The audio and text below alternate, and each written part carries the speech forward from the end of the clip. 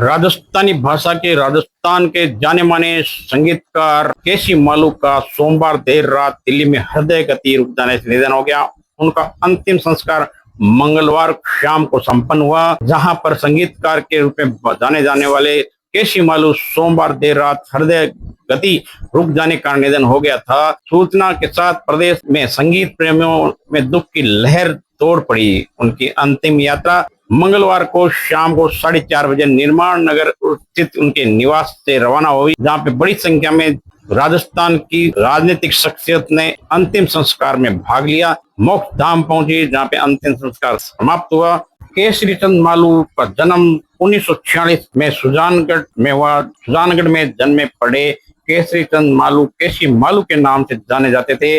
अंग्रेजी में साहित्य में एमए के साथ साहित्य रत्न, जैन सिद्धांत रत्न अध्ययन किया। केसी मालू को राजस्थान संगीत अकादमी की ओर से समग्र कला साधना अवार्ड, महाराणा मेवाड़ फाउंडेशन की ओर से डागर घराना अवार्ड मिल चुका था। वर्ष 1987 में अकाल पीड़ितों के लिए केसरी चंद मालू ने जयपुर में लता मंगेशकर के लिए नाइट का आयोजन किया। 1 करोड़ रुपए की राशि उन्होंने एकत्रित की।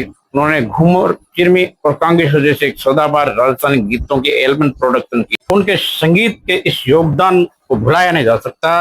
राजस्थानी गीतों के संकलन करने वाले, उसके बाद गीतों को वीणा कैसेट के माध्यम से जन जन देश विदेश तक पहुंचाने वाले, सीमा मिश्रा को आगे लाने वाले केसी मालू थे। संगीतकार स्वर्गीय नौशाद के साथ भी कार्य किया। मालू को स्वदेशी संगीत को समर्पित संस्था सुर संगम और राजस्थान लोक संगीत की प्रतिष्ठित वीणा म्यूजिक समूह की स्थापना कराने का श्रेय भी है। मालू संगीतकार नौशाद के रूप के साथ मिलकर देश के जाने माने कलाकारों के साथ राजस्थानी संगीत की शिखर पर पहुंचाने का उल्लेखनीय कार्य किया। वीणा कैसेट के विवाह गीतों का संकलन सबसे बड़ा संकलन है। वन विभाग और डीआरआई की संयुक्त टीम द्वारा गत दिवस की गई कार्रवाई के दौरान 6 हाथीदांत, 2 कार, 1 बाइक के साथ 4 तस्करों को गिरफ्तार किया था। हाथीदांत तस्करों को सुजानगढ़ के न्यायालय में पेश किया गया। 4 गिरफ्तार लोगों में एक भारतीय सेना में कार्यरत बताया जाता है, वर्तमान जम्मू कश्मीर में कार्यरत है। वन विभाग के रेंजर ओकेश यादव ने बताया कि 26 के दौरान 6 हाथीदांत बरामद किए गए थे। घेराबंदी करके दोनों टीमों द्वारा 6 हाथीदांत बरामद, जिनकी वजन लगभग 10 किलो 800 ग्राम अंतर्राष्ट्रीय मूल्य में 20 लाख रुपए बताई जा रही है। वन्य जीव अधिनियम 1972 के तहत कार्रवाई की गई, गिरफ्तार किया गया, सुजानगढ़ के न्यायालय में पेश किया गया। 4 आरोपियों को न्यायालय में पेश किया गया, जहां पे न्यायालय ने उन्हें 2 दिवसीय रिमांड पर भेज। हम आपको बताते हैं, ढडेरू निवासी उल्लासचंद जाट, बिदासन निवासी करणी सिंह, ताराना निवासी मोहम्मद अब्बास और कोटपुतली निवासी ललित शर्मा को डिटेन करके पूछताछ की। 2 दिन बाद फिर पेश किया। जयपुर सालासर स्थित लक्ष्मणगढ़ से पहले जाजोट टोल प्लाजा पर फास्टैग के बावजूद निजी क्यूआर कोड के माध्यम से भुगतान कराने का आरोप सामने आया है। सुजानगढ़ निवासी मनीष बिजानिया ने इस संबंध में संबंधित अधिकारियों से शिकायत कर निष्पक्ष जांच की मांग की है। मनीष ने बताया कि हाल ही में जयपुर से सालासर की यात्रा के दौरान मार्ग में 4 टोल टैक्स प्लाजा है, जिसमें 3 नेशनल हाईवे और 1 स्टेट हाईवे का टोल शामिल था। उन्होंने दावा किया पहले तीनों नेशनल हाईवे टोल पे उनका फास्टैग सामान्य रूप से स्कैन हुआ, शुल्क स्वतः ही कट गया। आरोप के अनुसार पीड़ित मनीष ने बताया कि जाजोट टोल टैक्स पर पहुंचने पर कर्मचारियों ने फास्टैग स्कैन नहीं होने की बात कही, जबकि उसके खाते में पर्याप्त बैलेंस मौजूद था। इसके बावजूद टोल प्रबंधक से मशीन से भुगतान लेने के बजाय अपने निजी क्यूआर कोड पर ऑनलाइन भुगतान करने के लिए कहा। शिकायतकर्ता का कहना है कि यदि फास्टैग में पर्याप्त बैलेंस होने के बावजूद टोल प्लाजा की मशीन काम नहीं करती है, तो इसके लिए जिम्मेदार टोल प्रबंधन की होती है। ऐसे में यात्री से नगद अथवा निजी क्यूआर कोड के माध्यम से भुगतान लेना नियम के विपरीत है। संबंधित अधिकारियों से मामले की जांच कर आवश्यक कार्रवाई करने की मांग की है। भविष्य में यात्रियों से इस प्रकार की परेशानी से बचाने की मांग की है। ये आरोप शिकायतकर्ता द्वारा संबंधित टोल प्रबंधन अधिकारियों की ओर से इस संबंध में कोई प्रतिक्रिया भी नहीं है। ये हम आपको दिखा रहे थे सुजानगढ़ के सालासर के नजदीक टोल प्लाजा का दृश्य, जहाँ पे बहस होती हुई दिखाई दे रही है पीड़ित और टोल कर्मियों के बीच। नहीं फास्टैग चालू लोगों नहीं गए, स्कैन नहीं हो रहा। स्कैन क्यों नहीं हो रहा, क्या कारण? 3000 वाला एनुअल पास है ये। एनुअल पास स्टेट हाईवे पर पास नहीं चलता। आपके नहीं चलता क्या? सेवद वाले में ये स्टेट हाईवे सेवद वालों में चलता है, जाजोद में नहीं चलता क्या? और इसी फास्टैग में मैं पहले आया हुआ हूँ, कोई जरोवार आ चुका हूँ मैं, 1 साल हो गया मेरे को यहाँ आए हुए। आपके बैलेंस होगा तब आता होगा। बैलेंस तो आज भी है मेरे पास टैग में बैलेंस भी है, 3000 वाला पास भी है। आए तभी तो कटेगा।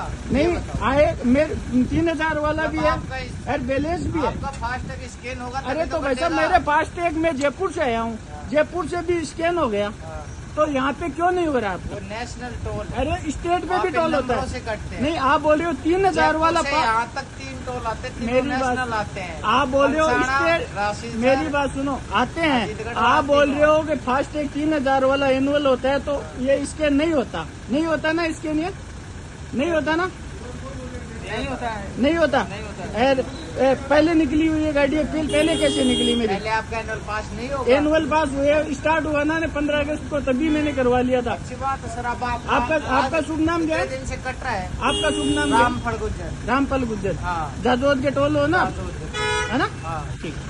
नमस्कार भाइयों, मैं सुजानगढ़ निवासी मनीष बिजारनिया।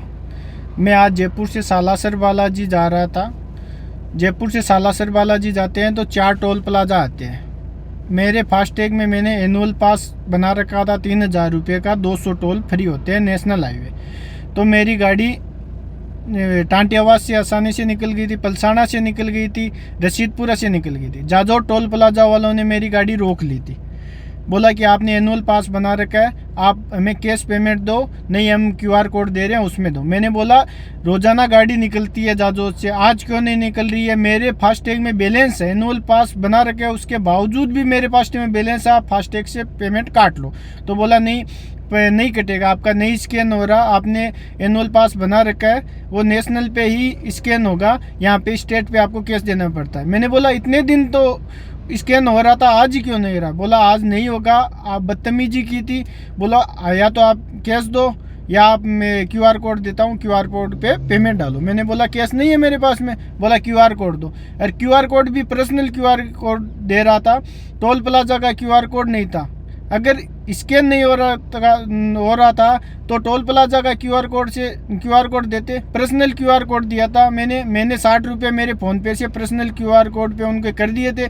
मैंने बोला मेरी स्लिप दो, तो उन्होंने स्लिप दी थी। मैंने स्लिप लेने के बाद में मैंने यही बोला ठीक है, आप अपनी मनमानी कर रहे हो। बोला मनमानी नहीं कर रहे हैं, स्कैन नहीं होता। मैंने बोला इतने टाइम से हो रहा था, आज ही क्यों नहीं हो रहा है? तो मेरी सभी भाइयों से निवेदन है कि ऐसे धोखाधड़ी से बचे, और राजस्थान सरकार से निवेदन है कि ऐसे टोल प्लाजा वालों के साथ सख्त से सख्त कार्रवाई करे। धन्यवाद।